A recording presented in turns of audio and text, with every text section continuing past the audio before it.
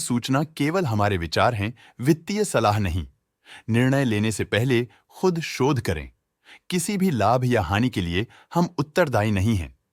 आज हम देख रहे हैं टीमली सर्विसेज लिमिटेड के 2024-25 Q3 की consolidated financial performance. Starting with the sales, पिछले क्वार्टर से सेल्स में 4.5% का इंक्रीज हुआ है, मगर कंपनी ने पिछले साल के मुकाबले 19.5% का सेल्स इंक्रीज रिपोर्ट किया। Expenses 4.5% quarter on quarter increase हो गए हैं, जो साल भर के 20% के राइज के साथ अलाइन करता है। ऑपरेटिंग प्रॉफिट, जो पिछले साल के कंपैरिजन में -3% डाउन हुआ है, quarter on quarter around 4.5% increase हुआ है। Operating profit margin OPM annual basis में -0% से डिक्रीज हुआ है और पिछले क्वार्टर के कंपैरिजन में 0% से इंक्रीज हुआ है। एक्सेप्शनल आइटम्स को ऐड करके अदर इनकम पिछले क्वार्टर के कंपैरिजन में -4.5% गिर गई, बावजूद इसकी ईयरली डिक्लाइन -24.5% हुई है। इंटरेस्ट एक्सपेंसेस पिछले क्वार्टर से -26% डाउन हुआ, लेकिन ईयर ओवर ईयर इंक्रीज 5% हुआ है। डिप्रिशिएशन कॉस्ट्स में क्वार्टरली -4% का डिक्लाइन देखने को मिला और ईयरली बेसिस पे -2% का डिक्रीज देखा गया।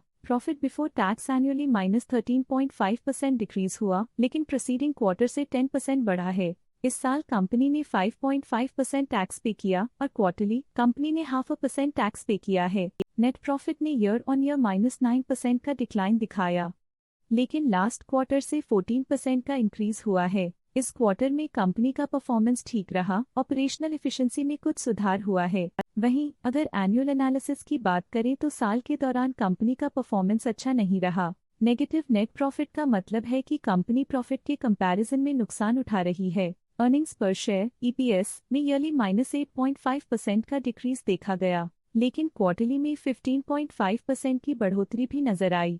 इस क्वार्टर में कंपनी का EPS ठीक रहा, ऑपरेशनल एफिशिएंसी में कुछ सुधार हुआ। टीमली सर्विसेज लिमिटेड के फाइनेंशियल स्नैपशॉट को रिव्यू करते हुए कुछ मुख्य ट्रेंड्स सामने आए हैं, जो कंपनी की परफॉर्मेंस में रोशनी डालते हैं। दिसंबर 2021 से दिसंबर 2024 तक टीमली सर्विसेज लिमिटेड की फाइनेंशियल जर्नी में सबसे पहले बात करते हैं सेल्स की। इस साल सेल्स में 20% की वृद्धि हुई है और पिछले 4 सालों में 79% की वृद्धि हुई है, जो एक निरंतर अपवर्ड ट्रेंड को दर्शाता है। पिछले 3 साल से सेल्स लगातार बढ़ती जा रही है, जो मार्केट एक्सपेंशन और कंज्यूमर डिमांड में वृद्धि को दर्शाता है। अब बात करते हैं एक्सपेंसेस की। इस साल एक्सपेंसेस 21% बढ़े हैं और 4 सालों में 80.5% का इजाफा हुआ है। इस साल हालांकि एक्सपेंसेस सेल्स से थोड़ा ज्यादा बढ़े हैं, मगर ग्रोथ रेट्स का करीब होना स्टेडी ऑपरेशनल कॉस्ट को दर्शाता है। चैलेंजेस से गुजरते हुए ऑपरेटिंग प्रॉफिट ने इस साल -10% की डाउनटर्न देखी, जो एक ट्रेंड को कंटिन्यू करता है, पिछले 4 सालों में -10% की डिक्लाइन के साथ। एक वृद्धि के बाद पिछले 2 सालों से ऑपरेटिंग प्रॉफिट गिर रहा है, जो कुशलता बनाए रखने में चैलेंजेस को दर्शाता है। इस साल नेट प्रॉफिट में -7.5% की गिरावट हुई, लेकिन पिछले 4 सालों में लगभग 2.5 गुना की बढ़ोतरी हुई है, जो कंपनी की मजबूती दिखाता है। पिछले 2 सालों से नेट प्रॉफिट में गिरावट आई है, जो ऑपरेशनल चैलेंजेस या मार्केट कंडीशंस पर चिंता बढ़ा सकती है। इस साल EPS में -6% की कमी के बावजूद लंबी अवधि में देखा जाए तो लगभग 3 गुना की मजबूत वृद्धि हुई है। एक इजाफे के बाद पिछले 2 सालों में EPS गिर रहा है, जो कुछ चैलेंजेस को दर्शाता है जिन्हें स्ट्रेटेजिक रिव्यू की जरूरत है। चलिए अब बात करते हैं शेयर होल्डिंग पैटर्न की। टीमली सर्विसेज की शेयर होल्डिंग रिपोर्ट्स कुछ इस प्रकार की हैं, जो दिसंबर 2024 के 31 तक चलता है। ये रिपोर्ट कंपनी के शेयर्स की डिटेल्ड जानकारी देता है, जिसमें promoters, promoter groups, foreign investors, public investors और सरकारी एंटिटीज शामिल हैं। पब्लिक द्वारा हेल्ड शेयर्स का परसेंटेज 9.03% से इंक्रीज होकर 2024 के दिसंबर में 9.38% तक का इंक्रीज से देखा गया। ये चेंजेस स्टेट है कि पब्लिक की इन्वेस्टमेंट कंपनी में क्वार्टर टू क्वार्टर इंक्रीज हुई है।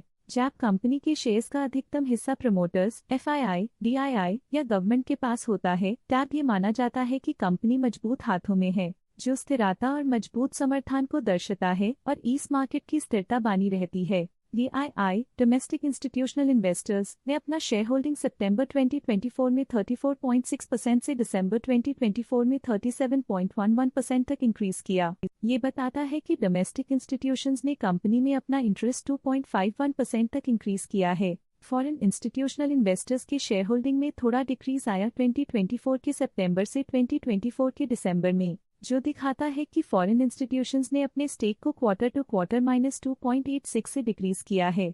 जिसे पता चलता है कि उन्होंने अपनी इन्वेस्टमेंट्स को पुल बैक किया है।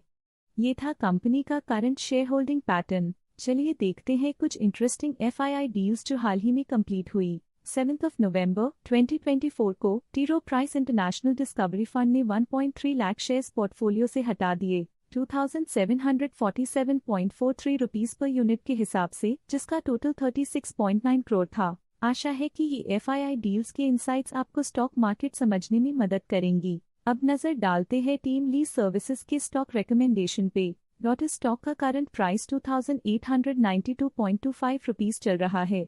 मोतीलाल ओसवाल ने स्टॉक की बाय रिकमेंडेशन दी थी। उन्होंने स्टॉक का टारगेट प्राइस 3450 का अनुमान लगाया था। रिकमेंडेशन के समय स्टॉक का प्राइस 2869.9 चल रहा था, जो करंट प्राइस से 19.5% अप है। आज के लिए फाइनेंशियल सेक्टर में इतना ही। देखने के लिए धन्यवाद। स्टॉक लेटेस्ट न्यूज अपडेट के लिए चैनल को सब्सक्राइब करें और वीडियो को लाइक एंड शेयर करें।